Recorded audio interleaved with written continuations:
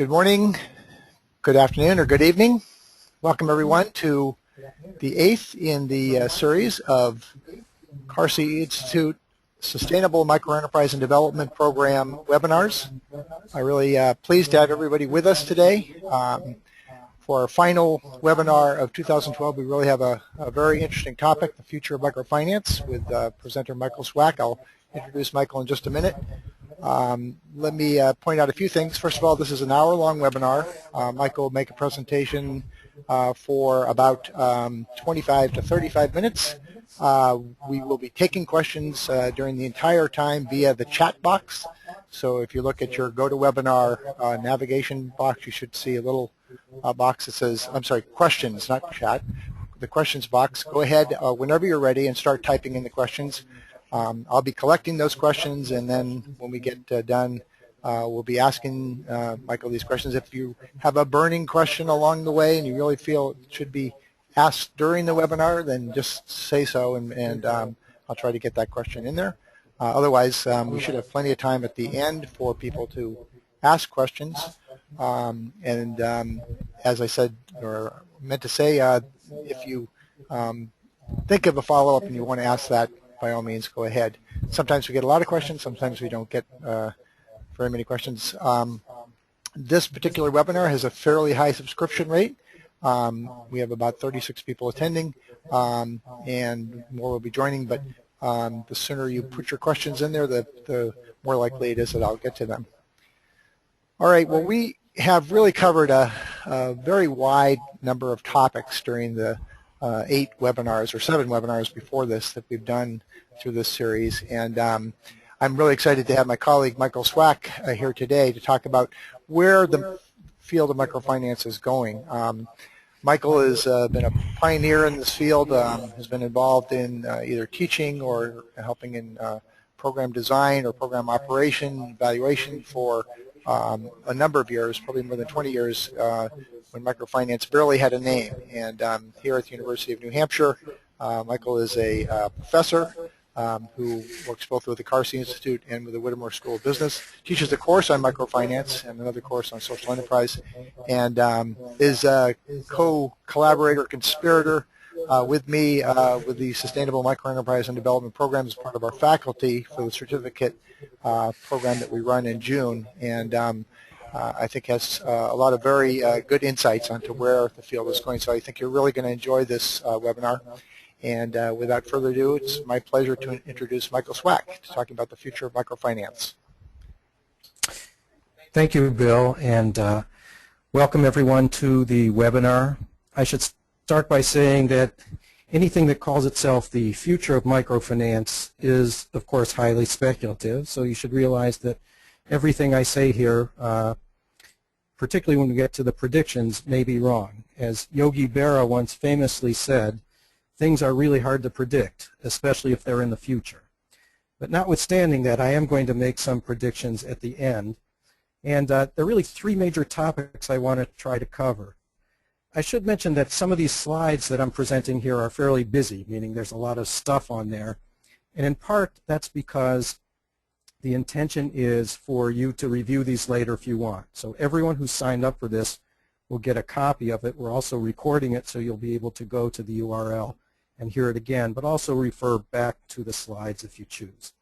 So 3 major topics we're going to look at today. What are the drivers of change? That is, what's going on in the field right now, what's going on in the world right now that will affect the development of microenterprise and microfinance. The second thing we want to look at is what have we learned over the past 20 to 30 years or so of microenterprise and microfinance practice. And then based on that, looking at 1 and 2, the drivers of change and lessons learned, are there predictions that we can make for the future?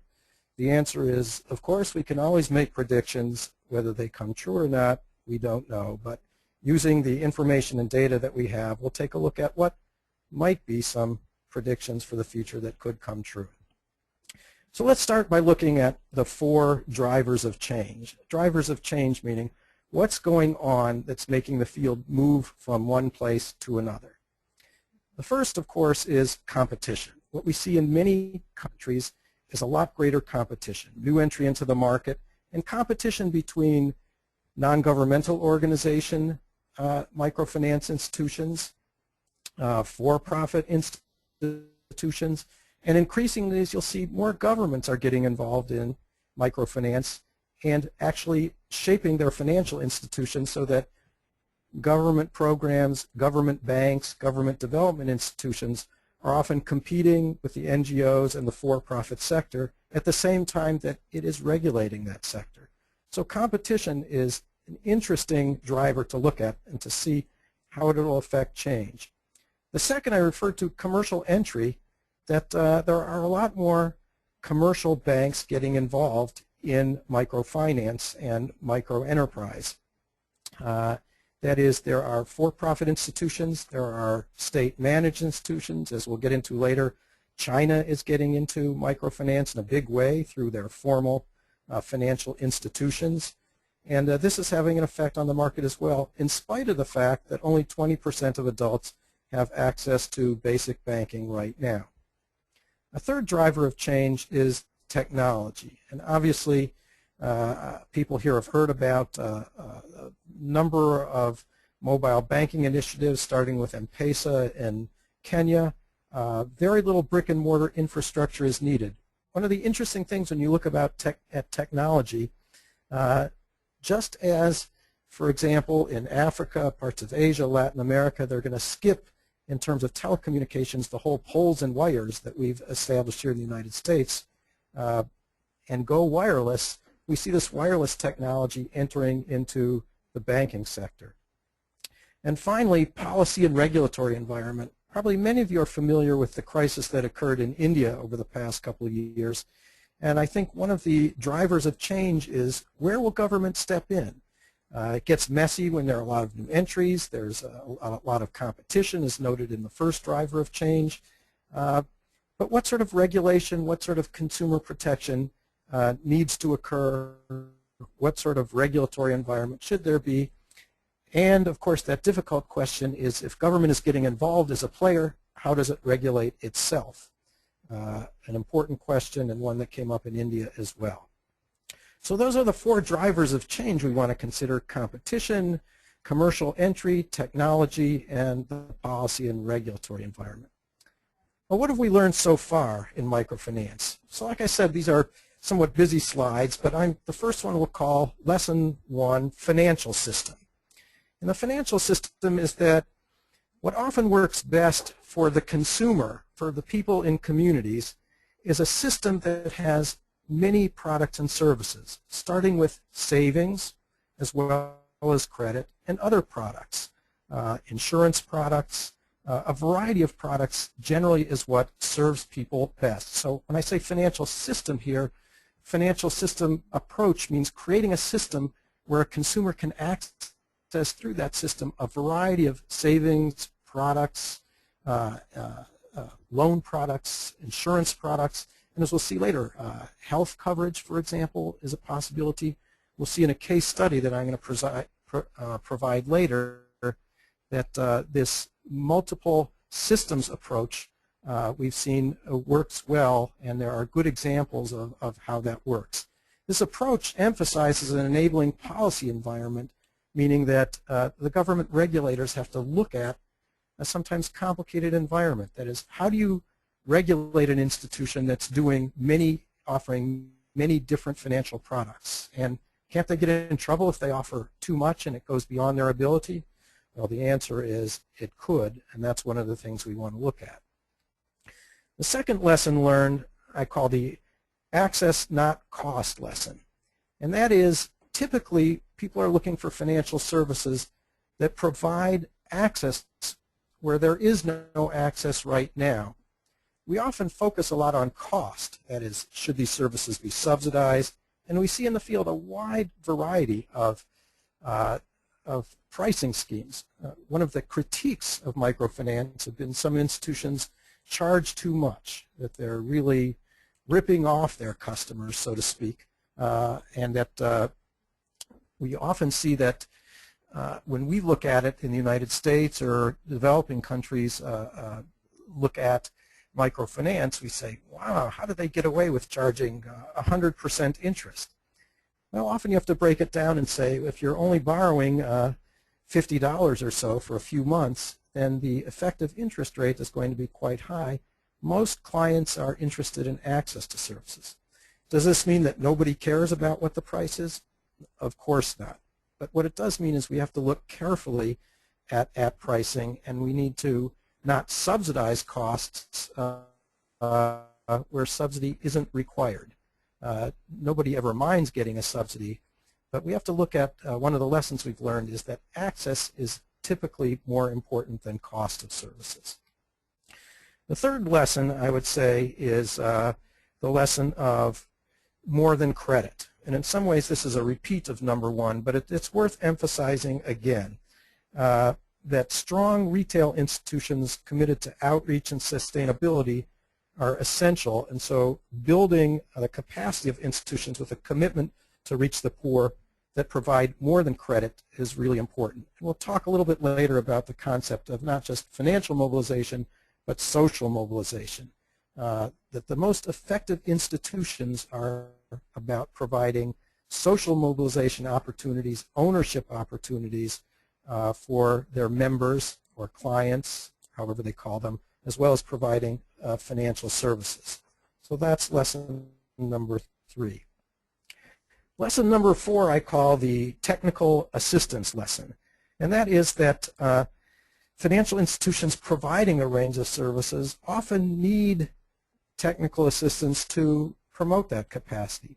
One of the interesting things we're seeing in the field right now is some of the more established MFIs are, for example, now becoming technical assistance providers. It's difficult developing new products when you don't know much about them.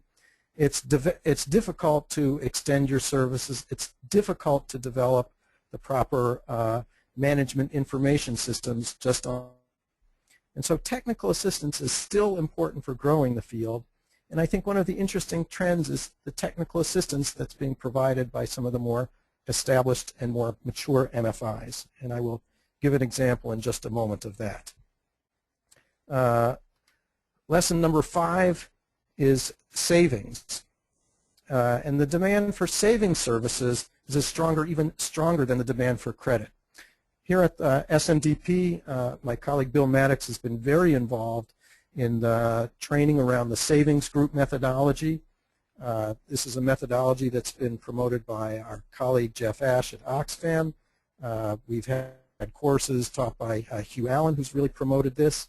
And this is small savings groups. In some ways, this lesson, a savings group, is the more minimalist approach. I talked about the importance before of the financial system approach, but one of the interesting trends we're seeing is the growth of the savings group and the savings group methodology, which is not a formal financial institution, but actually groups of people who mobilize to save and collect whatever interest is charged themselves to be shared. So savings, whether it's by a formal financial institution or savings group, one of the lessons we've learned is savings services is probably needed as much by poor households, if not more, than credit services. So expansion of the outreach of savings services will have a potentially significant impact on both institutional sustainability and poverty reduction. The final lesson, before we get to the little case, is what I call the lesson of social mobilization. And that is, social mobilization is often necessary when you're working in a poor population in order to really promote the kind of community change, asset building, ownership that you're trying to create in poor communities. But it's often important to distinguish, I know, between financial intermediation and social intermediation in designing programs. So one of the lessons that we've learned is financial mobilization, financial systems is important, but so is social mobilization important in terms of building institutions that really serve the poor. I want to spend the next few minutes giving an example of what I think is an institution that has learned those lessons well and taught those lessons well, and that is to talk a little bit about our friends and colleagues who run card MRI in the Philippines. And these next 5 or 6 slides, which I'm going to go through fairly quickly, are an illustration of what CARD has done. So CARD talks about mutually reinforcing institutions. This is a good example that shows about not only the financial systems, as you'll see here they offer a number of different products, but also how they combine financial systems with social mobilization, how they organize people in their communities, how people in those communities actually become owners of the institution. We recently heard Aris Alip, the founder of CARD, speak, saying that he would never do an IPO, an initial public offering. And in fact, they have developed a system where over time, since they were first created, the members buy in, and now the institution, the CARD MRI, is majority controlled by its members. An interesting result of social mobilization where now the members who get the services also own the financial institution.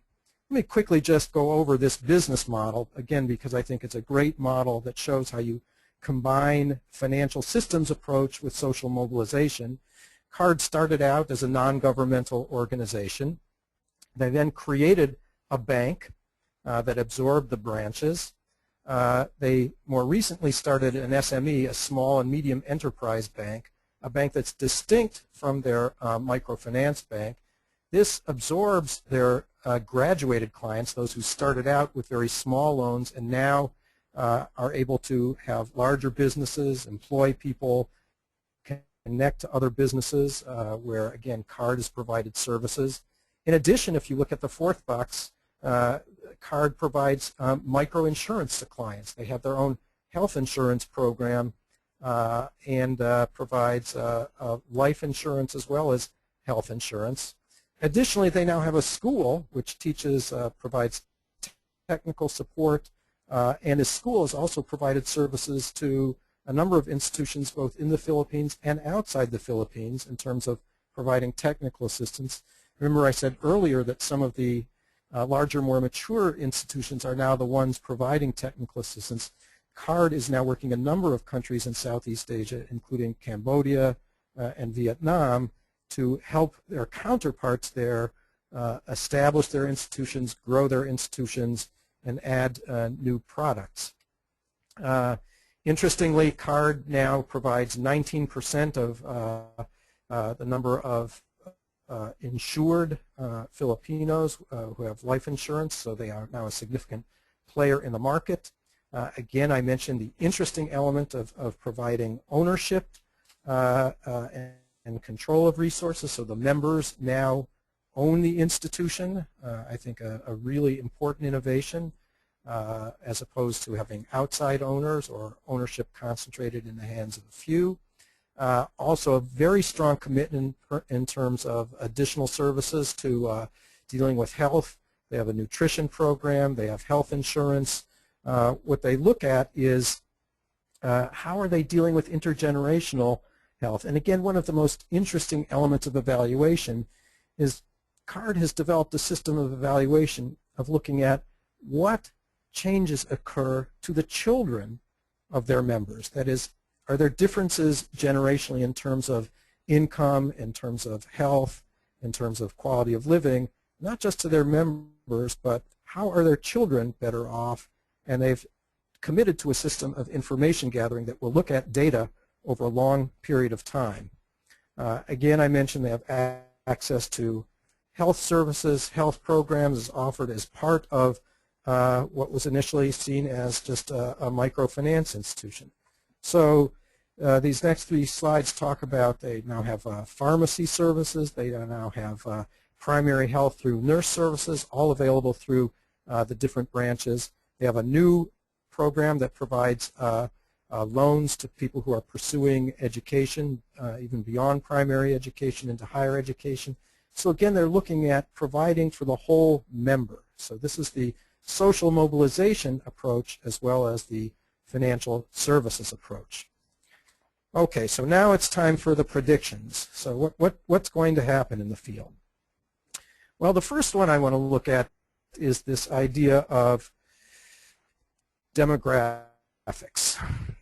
What we see is all over the world, the stress that will be placed on cities. So in many instances where microfinance started out as a rural initiative, what we see is the demographics will put growing pressure on cities, labor markets. Immigration patterns will result in more people moving to cities. So the client base for financial services globally will be younger, more urban, and more connected.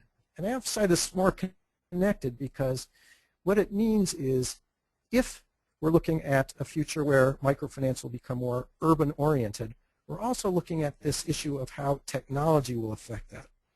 It's amazing, I think, to see how many people all across the world now have access to cell phone and cell phone services, and how this access to technology, particularly in urban areas, is driving financial markets and financial intermediation. The second prediction is I think government will be more involved than it has in the past 20 years. I mentioned here the BRIC countries. That stands for Brazil, India, and China, all of which have major government initiatives. But even outside those countries, I think we're going to see much more involvement of the government. And we're going to see more government involvement in two ways. Number one, the government is becoming and will continue to become a lender itself. Not just in the BRIC countries, but in other countries as well. You're seeing the government looking at the microfinance sector and saying, shouldn't we be involved, both for financial and social reasons? On the other hand, in addition to large state retail banks and state credit institutions being more involved than they have in the past, you'll see that government's going to be more involved because it will have to regulate these institutions. And by regulate, meaning everything from their consumer lending practices to regulating their capital ratios, their liquidity ratios, the sorts of things that have typically been regulated in more conventional commercial banks. Many developing countries, for example, have developed specific regulatory requirements for microfinance banks. We're likely to see those regulations fine-tuned, and we're likely to see those regulations adjust to the fact that the government itself may be involved in competing with regulated financial institutions.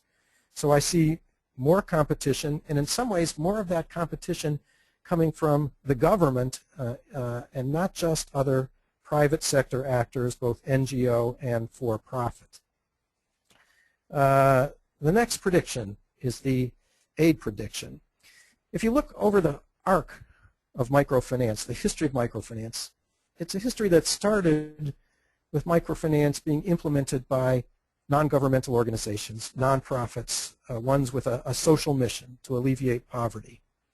And that many of these institutions got started because they got large amounts of aid. A primary example being the Grameen Bank, which in its early years, because of its early success, was able to attract a lot of donor money. But the field right now is such that there isn't sufficient aid to provide the kind of startup funds that the Grameen Bank experienced. This is both good and bad. The good is that there are more institutions serving more people.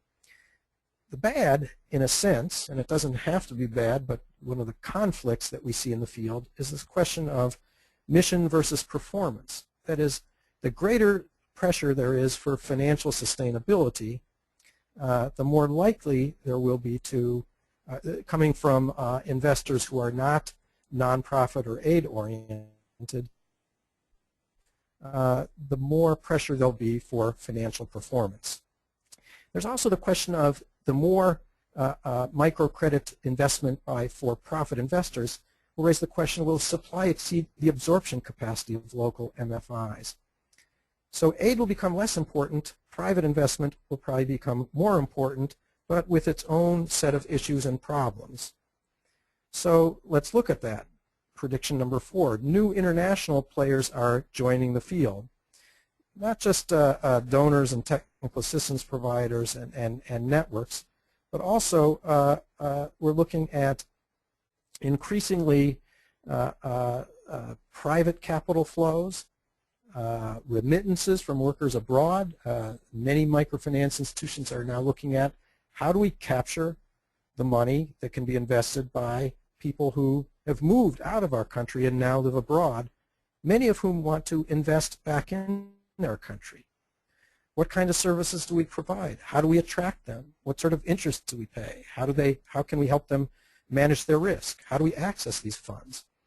So this prediction is there are going to be more players, more remittances, more private capital flows, more microfinance networks involving not just individual countries but multiple countries, all getting involved in trying to bring greater access to capital to people in developing countries.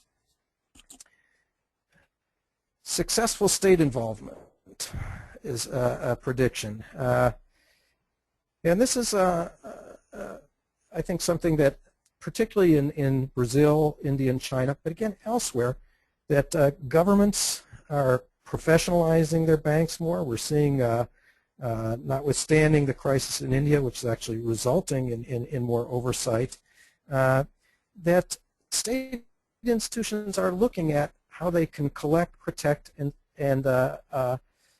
invest poor people's savings. So we're seeing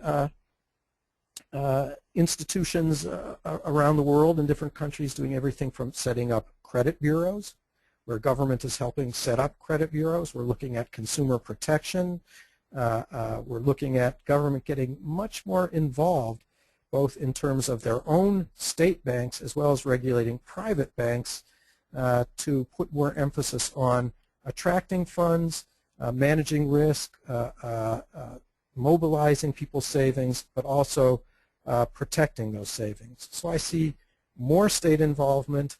In a sense, I think the state involvement will lead to more successful involvement because there'll be more emphasis on consumer protection and managing risk. So these are the 5, I don't know, pretty bold predictions that are based on what we've seen. So let me stop here. That's about 30 minutes. And let me see, Bill, are there any questions that people have? There are a number of questions.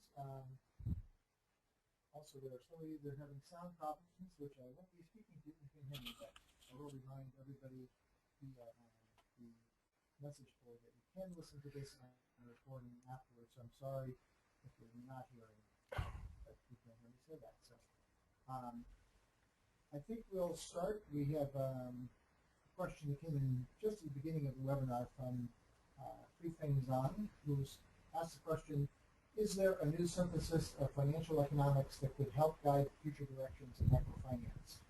And he actually asked a second question, which I'm going to throw in. The trend seems to be financial and social sectors to work together. Given this, is the pure commercial model still the best paradigm for microfinance? So he's got more questions, but I'll stick to this. Right. You know, that's an interesting question. You know, the pure commercial model versus what I'd said in terms of the lesson learned. And it really depends on the audience you're talking about. And an interesting debate that's going on in the field right now. There certainly is, in many countries, a growth of the private commercial sector. I mean, all heard of commercialization, going back to Comportamos, SKS in India, that the idea that investors see microfinance as a place where they can make profits. They're motivated to invest, to see how they can earn those profits. So, you know, on one hand, you see this idea that that serving the poor can be profitable, and there's some of the examples we've seen of how investor money is attracted. But the great debate is by being profitable, does that necessarily compromise mission? There are a few people who've been very vocal in stating that, notably Muhammad Yunus, who feels that that a lot of these commercial institutions are predatory. They're taking advantage of the poor, they're charging very high prices, and that it's unconscionable to make money off the poor. But I think we're likely to see both approaches continue. What I would call, since I gave the example of the card or the Grameen approach, which emphasizes, in a sense, more of a development bank approach. I mean, if you look at Grameen right now, they're much more involved in the development bank approach, in which they're looking at how can they start new enterprises, how can they, for example, partner with Danone to create yogurt factories, and there are a number of MFIs looking at, have gone beyond microfinance and microcredit to how do we make major investments in joint ventures that produce employment, that produce a product that people are needed. So I think there are still those that are going to that are interested in profit, but there are also those who are interested in social mobilization. And I think we're likely to see both models continue for the foreseeable future. All right. I realized that when I asked the previous couple of questions, my microphone was muted, so you guys didn't hear me, but you did see the questions because they were up on there. So now I think you can hear me and you can hear Michael. And someone did ask about the slides. We've already gone through all the slides, so that's why you only see the University of New Hampshire Carsey screen. And all of the slides and the entire webinar will be recorded and will be up on our website. I'll tell you more about that later. But we actually have a number of questions here, so I want to continue on with questions. This is from Andrew Minjama. Andrew asked, I think there is something positive about governments getting interested since the need is huge. However, how direct will this be given the early experiences when governments attempted to get involved in the financial sector in the 70s and 80s with disastrous consequences? Right. Yeah. No, that's a really good point. That development lending, development finance, and even microfinance, if you look over time, the track record of governments is not very good. And there are a lot of reasons for that. I mean, a lot of people raise the question of, can government be good at lending? Look, it starts with this first premise. A lot of borrowers, when they borrow from the government, are disinclined to pay because they believe that the government should be providing them with services and they shouldn't have to repay, and that the government shouldn't be treated the way you would treat a loan. So a lot of governments run into the problem of that borrowers don't take them seriously as a financial institution. That is, they think the government owes them services anyhow, and so they don't feel like they should have to repay.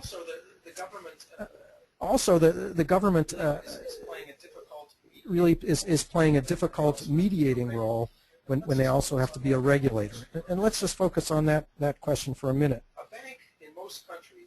A bank in most countries, a very simple definition of a bank, is an institution that both accepts deposits and makes loans.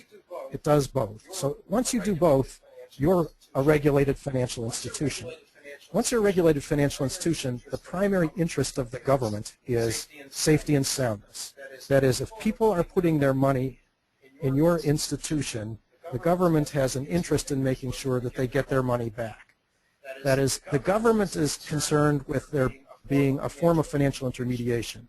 They say the economy can only grow if we effectively have financial intermediaries that can mobilize money from savers and take that money and invest savers' money in places where there will be economic opportunity. So matching savers and people who invest in the economy, savers and borrowers. In doing so, though, savers won't save unless they have some confidence that they can get their money back. So when a government regulates, its primary interest is the safety and soundness of the institution. If you put your money in, will you get your money back? And therefore, even with microfinance institutions, they have to be careful about this. So regulation will be around how much capital has to be there to preserve the integrity of the bank. What does the balance sheet have to look like? Should it be different from a commercial bank? Do microfinance institutions present higher risk because they're unsecured loans? What sort of liquidity should there be? That is, how much money needs to be on hand to serve interests? So when you're moving to a commercial institution regulated by the government, there are a number of standards that you have to meet. So on one hand, you have the government saying, we want to make sure that there's safety and soundness of the institutions. And on the other hand, they're increasingly saying, but we're going to do it too. we're going to be equivalent of a commercial bank, and we're going to lend that money. And I think that's where there's potential conflict. That is, will governments give preference to their own institutions as opposed to other institutions in the process? And again, can a government run an efficient institution? I mean, one of the problems with earlier government interventions in development lending, whether it's been microfinance or otherwise, is that it's been more susceptible to corruption and loans made to people who work in the bank and to relatives, or to pet projects developed by politicians, whether it's to invest in a particular sector or a particular region. So one of the difficulties that government will face is how do you run an efficient institution, how do you meet needs, how do you regulate appropriately, and how do you do this while still contributing to the financial sector? We have a lot of questions have come in. So I'm just going to keep plowing through them. Anthony Privatera has asked a question. Hi, Michael. How do you see the government intervention in terms of agricultural microfinance? Will there be more or less? And will this replace subsidies or be combined with them? Yeah, it's a good question. Typically, microfinance, well, with some notable exceptions, have not been involved in as much in agriculture finance directly. That is, in part because agricultural loans had to be longer-term loans,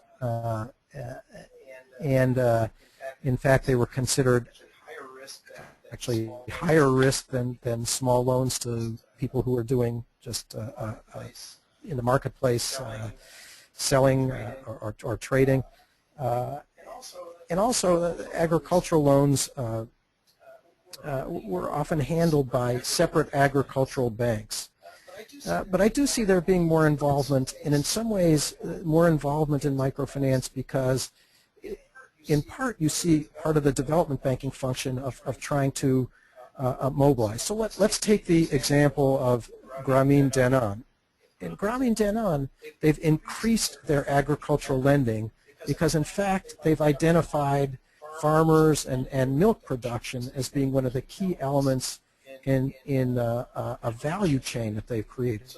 So to the extent that microfinance institutions are becoming more development oriented, looking at value chain, for example, in Grameen Denan, one of the ways to ensure there was sufficient milk in the factory that they had produced, in the factory that they developed, was to make sure that they had contracts with producers, that they produced to the quality that they wanted, and therefore they had access to the inputs, including the loan capital necessary. So in that case, whether it's a value chain around agriculture, fishing, that sort of thing, you see more involvement by microfinance institutions lending to agriculture, particularly when the end product is marketed as part of a value chain operation. Our friend Tom Shaw from Catholic Relief Services has asked a question, and his question relates to social indicators. Tom says, I think we should mention the idea that governments are moving to require reporting on social indicators, and this will be an important factor in the future in places like Ecuador, Nicaragua, Burkina Faso, etc. This is a comment, not a question, but yeah. No, I think it's a good comment, and certainly social indicators are becoming important from a variety of sources. There's still a number of investors who are interested in social indicators and want better information. In fact, one of the biggest complaints of social investors is that they don't get good indicators, that the field has relied too much on measurement of outputs rather than outcomes. So, for example, we're all used to hearing in the microfinance sector that we've made X millions of dollars worth of loans, and that we have a 99% repayment rate, and that's been going on for several years. The problem with that is it only tells you that people who borrow money repay it. It doesn't necessarily tell you that they're any better off or that it achieved any of the social metrics that investors would be concerned about. And so there has been an effort. Progress Out of Poverty Index is one.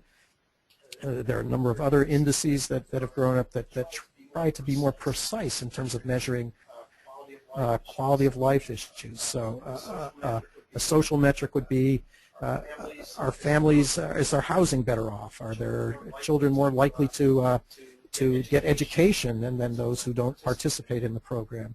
And so you're seeing better studies that look at control groups, looking at comparing people who've gotten loans with a similar group of people who haven't gotten loans to see what is the difference. Are they actually better off? And so I think we're likely to see actually more emphasis on social metrics, better measurements of them, and that this will help guide and invest your money. So I think that's a very good point. Thank you for raising that. And I'll make a comment about that. CRS, or their Mission project, has really been doing a lot of pioneering work along with the Social Performance Task Force to really push the envelope around social performance. And this is just a little plug, is that we are featuring a week-long course in the Ghana, SMDP Ghana program in March, taught by Boubacar Diallo from CRS, who has really been one of the real leaders in training and also just helping institutions throughout Africa and elsewhere determine how they're going to do a better job of turning social performance into a management system. Tom makes a follow-on point that those that do balance financial performance with the achievement of social objectives will be promoted and perhaps be the deciding vote for distribution of some of the development aid that will go to MFIs. Do you see that, Michael, as being a trend? I'm sorry, can you say that last part again? He says that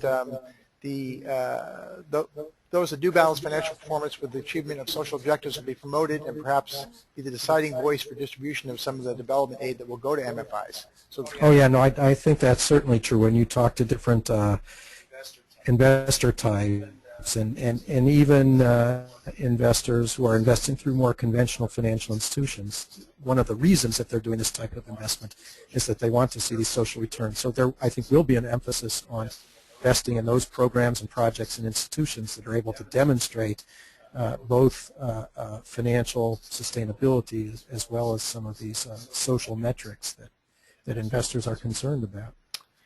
And I want to ask a question that's kind of in the same vein. This is actually coming from Zach Raymond, but Zach is channeling for Andrew Becker, one of our former students here at UNH. And so Andrew was asking, what role do you see social rating organizations such as MPRO playing in the future, especially with growing pressure for MFIs to prove that they are meeting their double bottom line objectives? Right, yeah. Again, similar point as to earlier. We're getting more refined methods of measuring that. There are groups that are more important. For example, many of you may be familiar with GIN, the Global Impact Investment Network, and if you look at the Investors Council there, it's an interesting mix of what you would consider more socially motivated investors, along with more conventional investors who are managing funds or investing funds on behalf of clients who are interested in social metrics. And they've developed a whole series of social metrics. For those of you not familiar with the IRIS method of measuring social metrics, that's available on the GIN webpage, again, GIIN, the Global Impact Investment Network. And so they're putting a lot of emphasis on metrics, on refining those metrics, and providing those metrics to the members of their investor council, which represents a substantial amount of investment dollars. And Tom Shaw has just added, he wants to ask you, Michael, that what do you think about Moody's rating initiative? Are you familiar with? Yeah, I'm somewhat familiar with it. I generally think this is a good idea. One of the things you often run into in investors is that investors express, I mean, there's a certain irony here, I'll mention in a second, but investors express concern about new organizations that are providing ratings-type services that don't necessarily have a long history of providing ratings. Now, of course, the irony is that the ratings agencies in the United States completely missed in the financial crisis providing effective ratings for all sorts of odd securities, which they saw as double and AAA rated and went bust.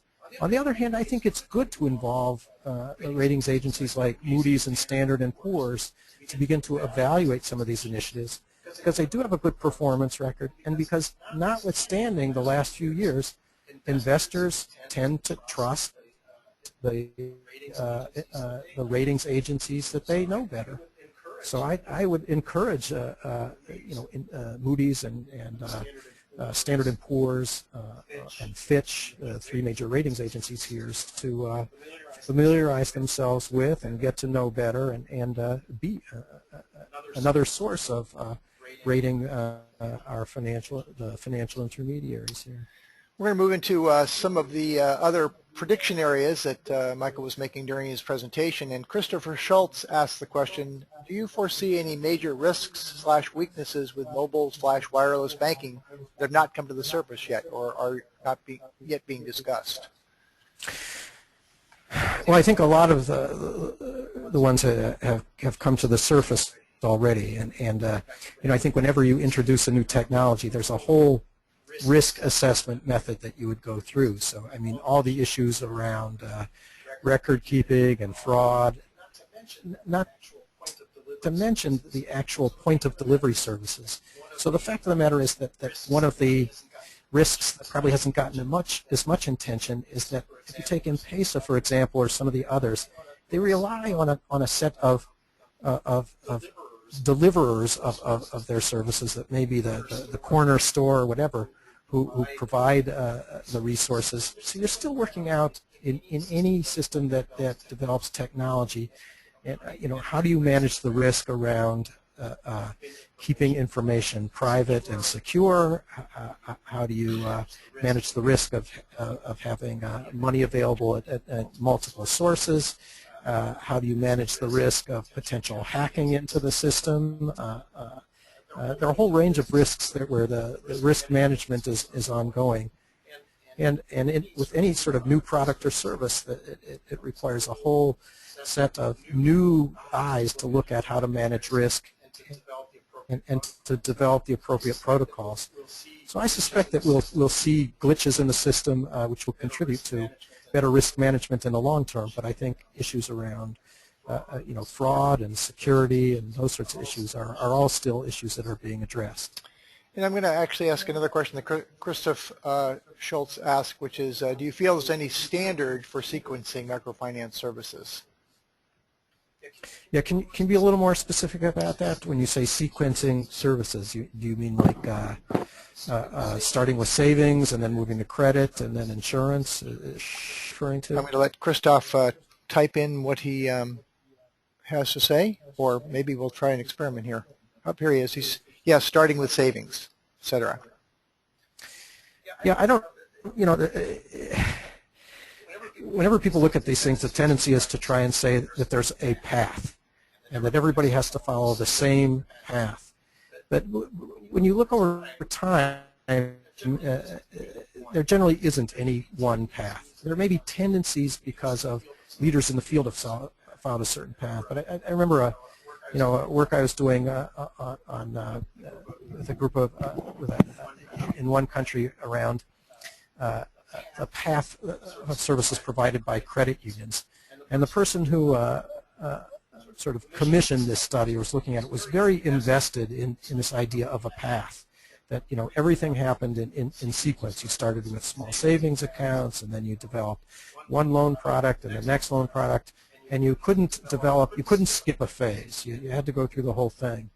And when we looked at it, including with a variety of these members, we simply found that it wasn't true, that there were actually multiple paths, that institutions which were in touch with their members, in this case, or with consumers, would identify, those consumers would help them identify what services were most in demand and try and provide those services next. It might actually vary from place to place.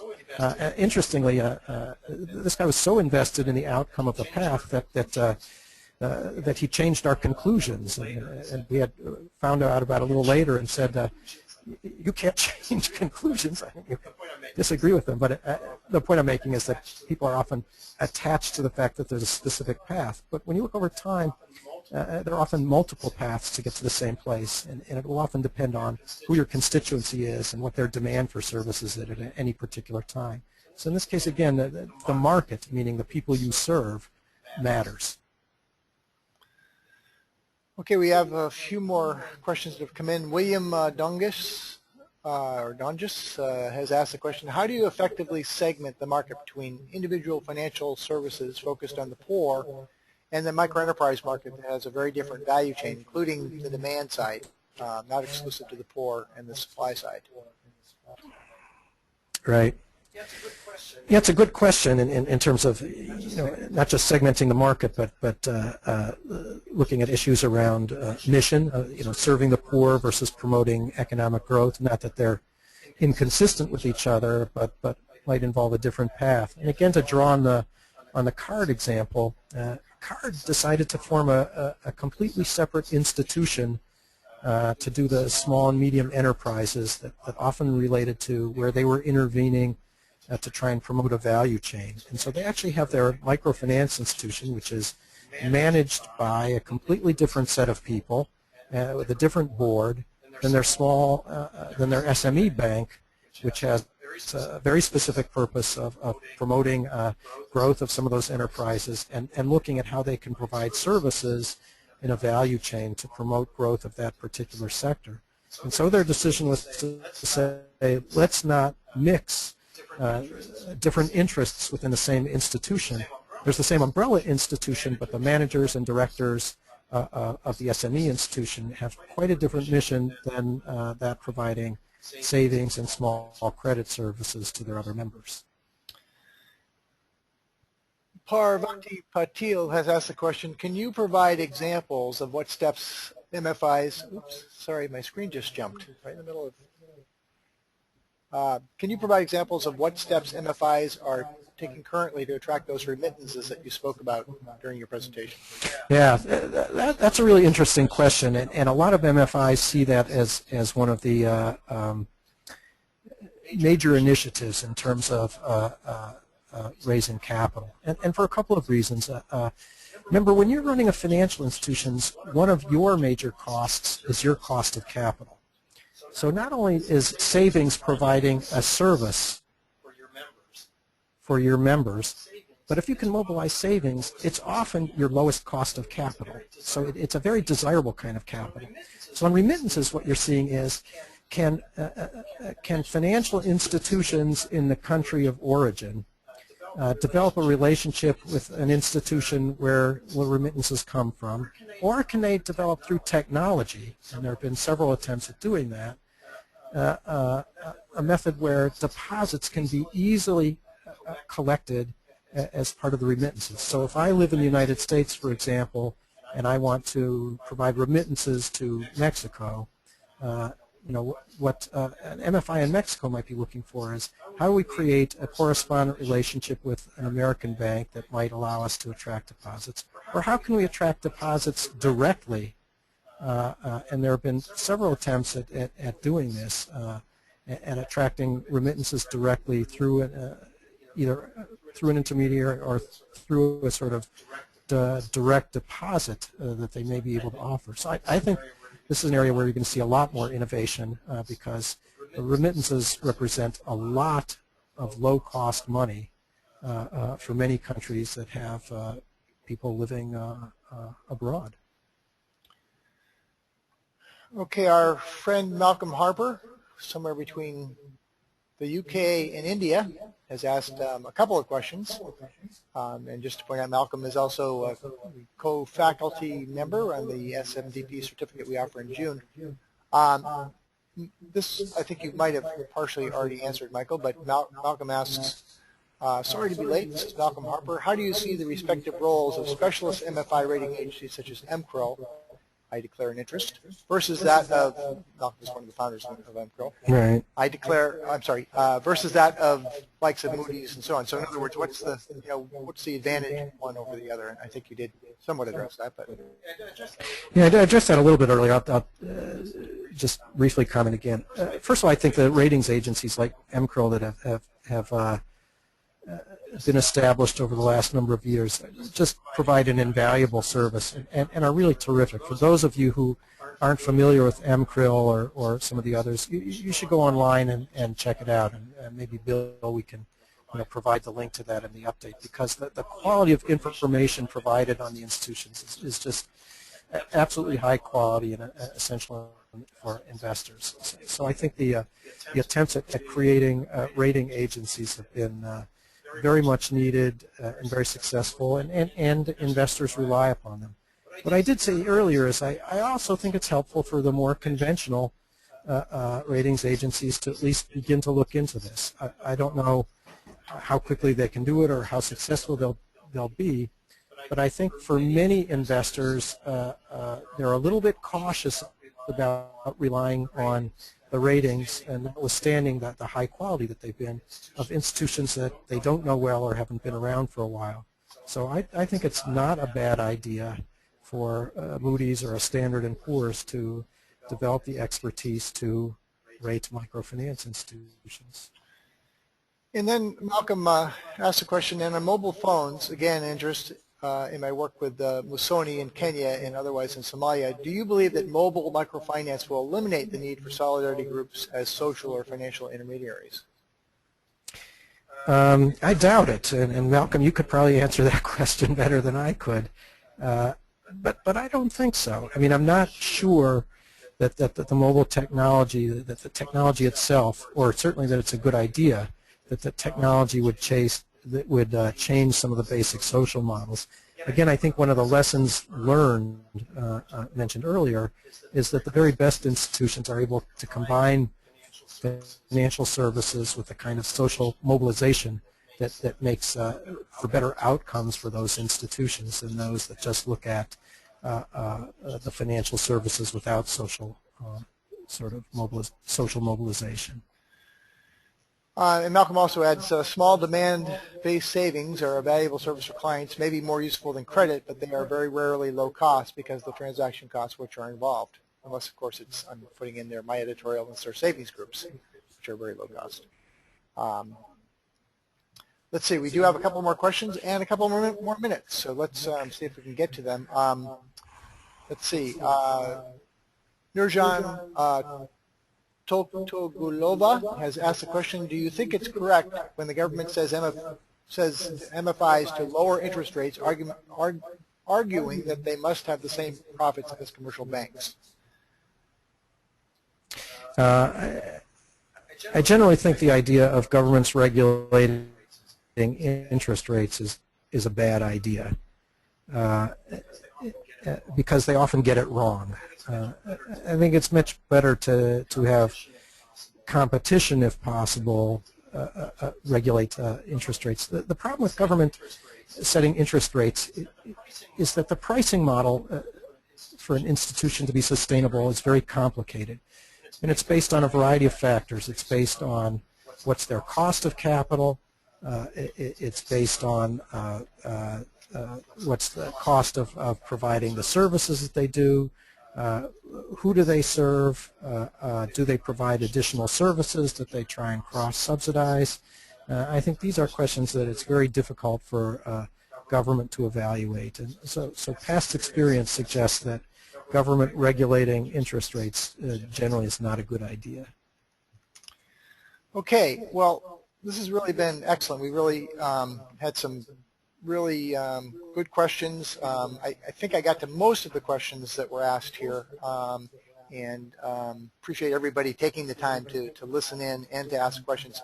Don't go away quite yet, because I do have some really important announcements that I want to make. First of all, several of you were involved as registrants to the webinar that we had last month around financial education with Candace Nelson. We had a major technological breakdown that made it impossible for most people to join. The good news is that that is recorded, and you can find that up on the website. And I think that actually everybody wants to listen to any one of the 8 webinars that we have offered during this last year can do so from the convenience of your home or office whenever you like. You just go to our SMDP webinar website, and all of the recordings are there. In most cases, you're going to see both a video of the slides and also the audio. In one case, I think it's actually in Malcolm Harper's case, we did not get the video, but you can download his PowerPoint presentation and then listen for the audio part. We are going to have a whole new 2013 webinar series, which we'll be announcing in a few weeks. Please watch the website and also your email. All of you will be added to our email list, and we'll tell you about these webinars on the website. We are excited to also announce we're working on a new service from SMDP, which is going to be SMDP Online. It's going to be short courses, longer courses, certificate level courses, courses that you can earn academic credit, master's level academic credit, and they're going to range from microfinance and enterprise development, value chain development, to development topics such as NGO management, and really a wide variety. We're really excited about being able to offer this.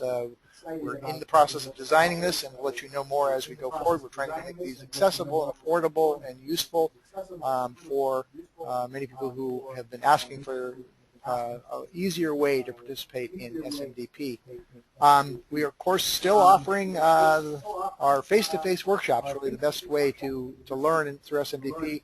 Our next program is going to be in Ghana, March 11th to the 22nd, co-sponsored with GAMFIN, the Microfinance Network for Ghana, and we really have an exciting program, completely redesigned the curriculum, and the website will go up in a few days, probably late next week. We'll have registration started, so please visit. As I said, we will be having a course offered by Bukar Diallo from Catholic Relief Services on social performance management, along with agricultural value chain finance, microfinance principles and practices course, savings groups courses by Hugh Allen, and other courses that I think would be good for a range of different microfinance or enterprise development practitioners. We are offering in Togo in late March, early April, a savings group course and a MIS course in French in cooperation with our partner Maine. That'll be also up on the website shortly. And of course, as I mentioned before, the SMDP New Hampshire certificate in June. In every one of these cases, we hope to be able to offer MasterCard Foundation scholarships, which mostly go to African women practitioners. And so please watch the website for those announcements about the MasterCard opportunity. I also want to let you know that our enrollment is open still right now for the Masters in Development Policy and Practice. This our master's program, which is offered in May and June, a 4 to 6 week face-to-face master's program for development practitioners, and then the rest of it is offered online for 2 more semesters. You come back for an additional 4 to 6 weeks following May. It's an excellent program with a multidisciplinary curriculum cutting across the academy here at UNH. Some of the best instructors we have at UNH participating as part of our faculty, and we've already had one cohort graduate, an excellent group of 12, another group are in now, and if you'd like to consider yourself as part of the next class, our registration enrollment is open until February 15th. Just come on to the Carsey Institute website, look for Masters in Development Policy and Practice, and you'll be able to find out what it takes to put in a application for that program. We can answer any kind of questions you have. All right, well, we're going a little bit over our 12 o'clock or wherever you are, 1 hour time frame, but I really appreciate your attention and your participation. The 2012 webinar series has really been extremely successful, very well attended, and the participation by you listening and typing in your questions has really been excellent all along the way. So don't forget, you can view any one of these webinars up on the website, and we hope as we announce the 2013 webinar series that you'll be able to come back. Thank you very much to Michael for excellent job, and all of you for joining us today. And have a good morning, afternoon, or evening, wherever you are. Thank you. Goodbye.